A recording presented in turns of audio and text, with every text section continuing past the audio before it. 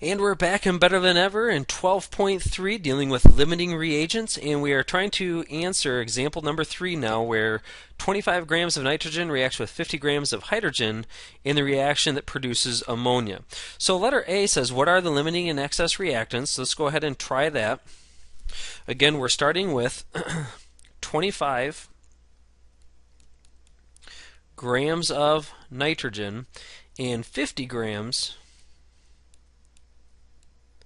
of hydrogen. All right. I'm going to drop the colors here, and since I think we're pretty comfortable with where this information is coming from, and so we're going to take both reactants to products, see which one produces the least. So we're going to change our nitrogen into moles. 1 mole of nitrogen, N2, has a mass of 28.02 grams. The grams of nitrogen divide out top and bottom. We now need to use the mole ratio to take this from nitrogen to ammonia, which is going to be a 1 to 2 ratio, or 2 moles of ammonia will form from 1 mole of nitrogen. That's the mole ratio, divides the moles of nitrogen top and bottom. And we'll go ahead and change this into grams. The molar mass of ammonia is 14.01 plus 3 times 1.008, and you add that up, you should get 17.03 grams per mole for that molar mass. So that's what we're going to use right here. And so the moles of ammonia are going to divide out top and bottom. And so all the units are divided out. When you perform that calculation, you should get 30.4 grams of ammonia. That's how much could form from that particular amount of nitrogen. Now with the hydrogen, same thing. 1 mole of hydrogen, H2, has a mass of 2.016 grams. The grams divide out. The mole ratio now to change from hydrogen to ammonia is a 2 to 3. 2 moles of ammonia goes on top. The 3 moles of hydrogen goes on the bottom. The moles of hydrogen divide out top and bottom. Change it into grams.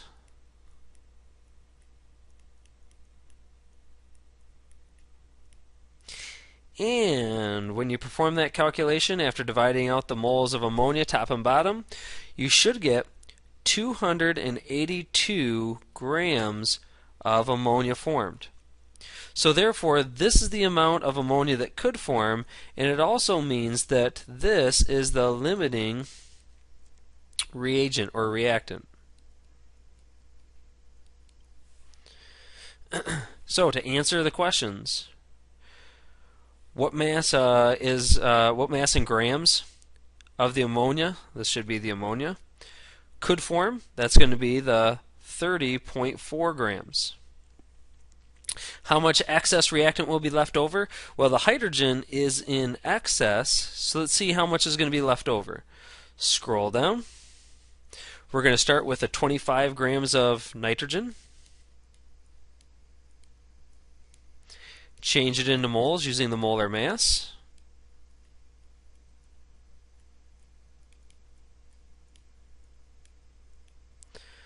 Use the mole ratio to change it over. Let me scroll back up. It, I believe, is a 3 to 1. Yep. It's going to be a 3 to 1 ratio. So 3 moles of hydrogen is needed for 1 mole of nitrogen.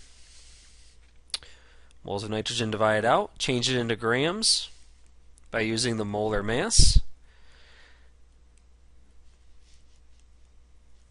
Moles divide out of hydrogen, and when you perform that calculation, I'm getting 5.40 grams of hydrogen that are needed.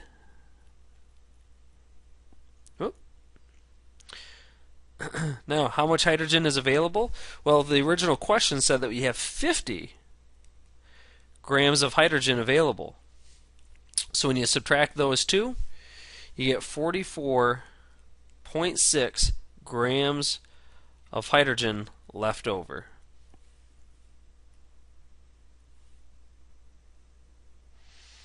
All right. So that's how you do limiting reactant types of questions.